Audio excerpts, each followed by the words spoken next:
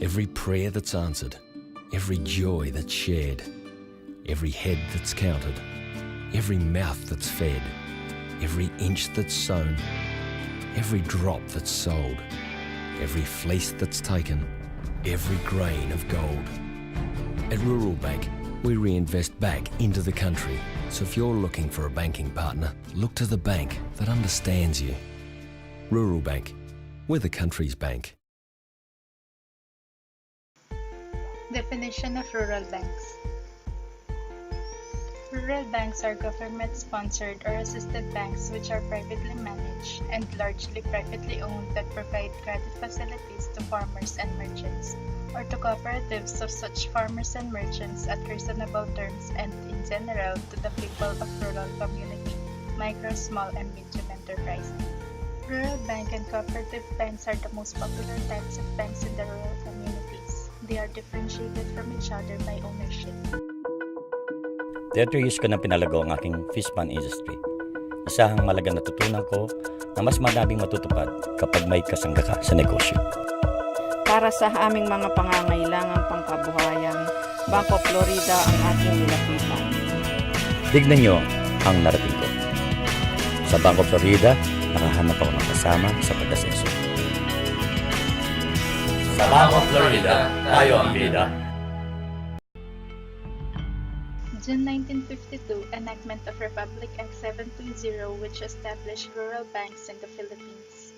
The enactment was done at the time when the country was reeling from the devastation of the Second World War, and the rural areas, home of 85% of the population then, were truly underdeveloped. The rural banks, under the rules and regulation and supervision of the Central Bank of the Philippines, continuously provide credit and other banking services to farmers, fisher folks, and other business people to improve the quality of life in the countryside. Ang daming nagtatanong kung papaano ako nakakapag-ipon. That's easy. Nag-open ako ng Banana Easy Savings Account sa Bank of Florida. So 100 pesos lang, pwedeng-pwede ng paghandaan ng aking future. It's really great savings made easy. Dito sa Bank of Florida, tayo ang bida. Amang Rodriguez was the author of Republic Act 720, or the Rural Banking Act of 1952, which paved the way for the establishment of rural banks that serve as credit institutions for the poor in the rural areas. Rodriguez, who was one of the longest-serving Senate presidents with 10 straight years in the post from 1953 to 1963, believed so much in the potential of rural banking that he himself put up the first one, named Rodriguez Rural Bank in Pasig.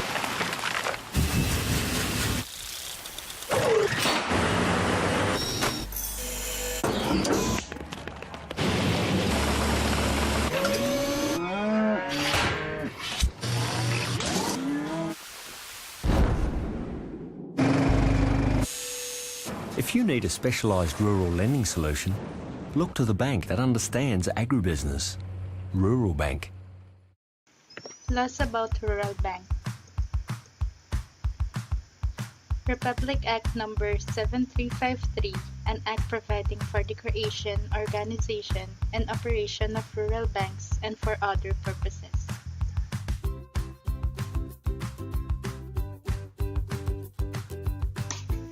The basic purpose of implementing policies. In the view of importance of rural banking in rural and agricultural development, central government banks granted incentives to organizers of rural banks. Such incentives include tax exemptions and nominal interest rates. These incentives are intended to encourage the formation of more rural banks in the areas where credit facilities have been inadequate. It has been noted that with absence of banks in these areas, the poor consumer and small producers have been forced to patronize the unlicensed lenders. The rural bank shall have a paid-up capital of not less than 500,000, the initial amount of 300,000 to be put up at the start of operation, and remaining 200,000 to be paid within the period of 3 years from the start of operation.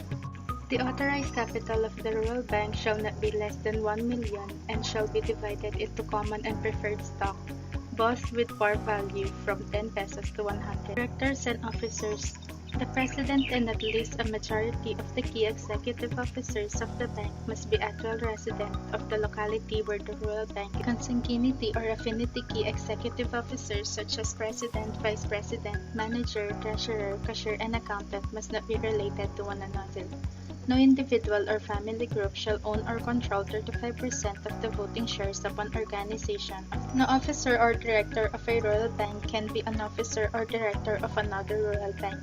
Persons connected in the government, whether by election or appointment, cannot serve as officers of the rural bank. Organizers are required to accomplish and submit to the Bangko Sentral the articles of incorporation and bylaws, the biodata of each incorporator, subscribers, and officers, and the list principal officers who will manage it. Functions of a rural bank. A rural bank may offer or perform any of all the following: grant loans and make investments in accordance with existing rules and regulations, accept savings and time deposits, sell domestic drafts, act as correspondent for other financial institutions, receive in custody funds, documents, and other valuable objects, and rent safety deposit boxes for the safeguarding of such objects. Act as financial agent, buy and sell, by order of and for the account of its customers, shares, evidences of indebtedness, and all types of securities. Make collections and payments for the account of others and perform such other services for its customers as are not incompatible with banking business. There were only 18 rural banks operating then in 1853. But now, there are 711 rural banks, all licensed in the PS. Present condition of rural banking in the Philippines. Though rural banks only account for 2.6% of the banking sector assets in the Philippines, it dominates the industry with a share of 93.5% and serves the 70% of the total banking clients. Many independent provincial banks have less capital than the minimum requirement. The Philippine Deposit Insurance Corporation states that 103 or 15% of the rural banks are currently undercapitalized. Additional 10% of banks fail to comply with regulations for other reasons, so that 25% of rural banks are in the PDIC's Prompt Corrective Action Program. PDIC has earmarked 5 billion to supply 50% of the capital needs to bring currently undercapitalized banks to capital adequacy. 10 billion is equivalent to 6.8% of the current total assets.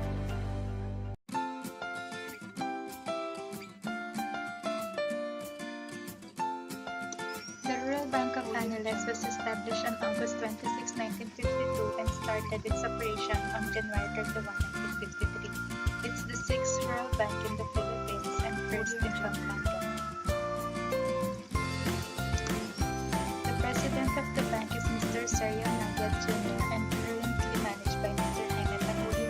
It is located at Miranda Corner, San Marcelo, Angeles.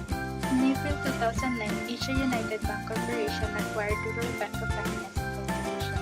Obtaining the Rural Bank allows AUB to continuously build its growing network of branches nationwide and offer a wide range of banking products and services to serve the needs of the consumers. Rural Bank of Angeles now plays an integral part to increase its customers and market reach, especially in Pampanga.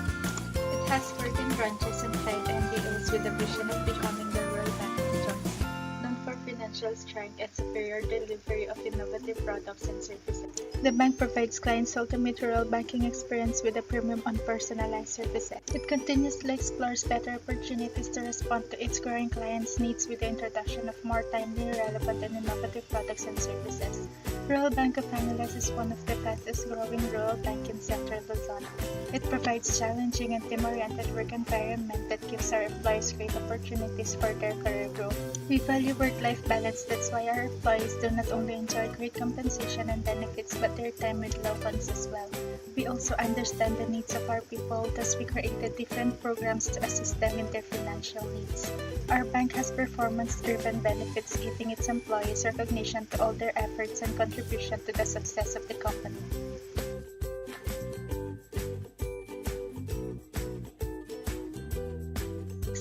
executive and employees of Rural Bank. President Ronald Joseph Fernandez. The Board of Directors. Abraham Ko, President, Chief Executive Officer, and Director at Asia United Bank Corporation. Herminia Musico, Chief Financial Officer and Head Financial Control at AUB Corporation. Isabelita Papa, Executive Vice President and Head Operations at AUB Corporation. Other rural banks.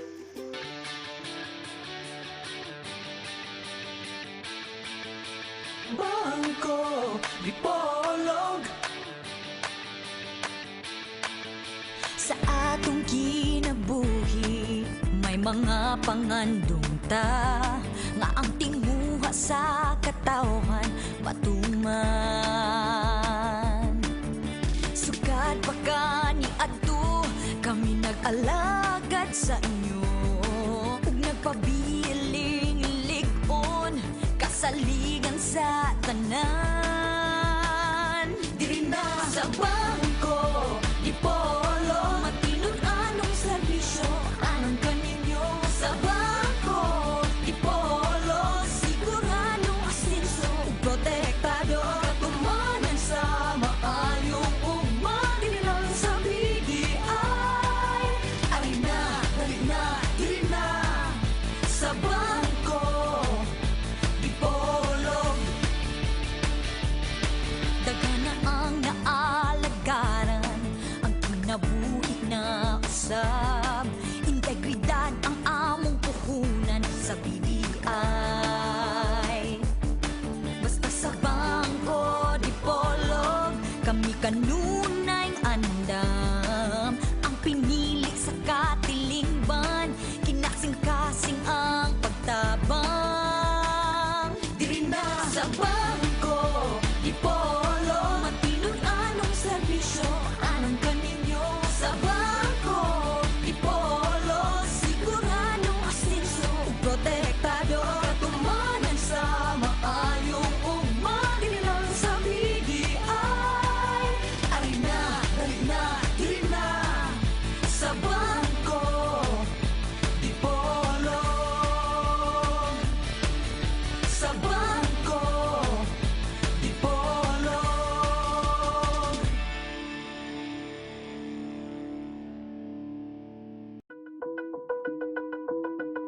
Ang daming nagtatanong kung papaano ako nakakapag-ipon. That's easy. Nag-open ako ng Banana Easy Savings Account sa Bank of Florida. Sa 100 pesos lang, pwedeng-pwede ng paghandaan ang aking future. It's really great savings made easy. Dito sa Bank of Florida, tayo ang